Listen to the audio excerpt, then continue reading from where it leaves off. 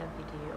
If you're a new subscriber, you're welcome. If you're not a subscriber, thank you for always coming back. I really am grateful for every single thing you guys are doing. So today's vlog, I intentionally want to make it short. You know, cooking vlogs can be quite long, but my audience prefer watching short videos.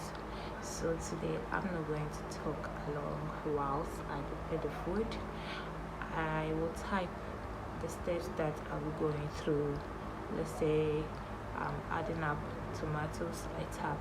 So you add your tomatoes at this point, you get. I know beef stew can be quite hectic and quite crazy. It's not like that anymore. I don't know what changed.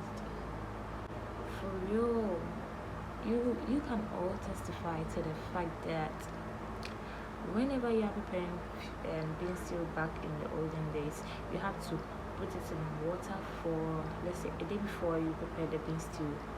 Okay, but now I don't know whether the fertilizers has been something else. It has changed. You know, can you imagine? I prepared this bean stew. When was that? Let's say I prepared it today, so just a few hours and I was done. You just make sure you have your bean stew prepared first before you start preparing the stew. So by the time you are done blending, you are done stirring, and then you are done putting in your tomatoes, the bean stew is ready. Don't forget to subscribe. I love you all.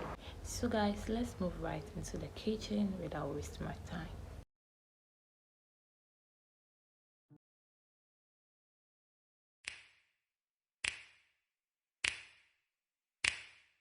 You know just what you do to me.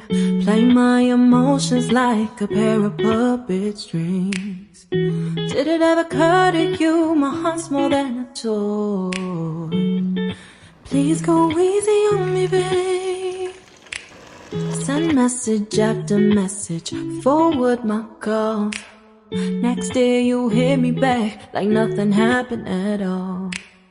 What about all the things you used to say to me?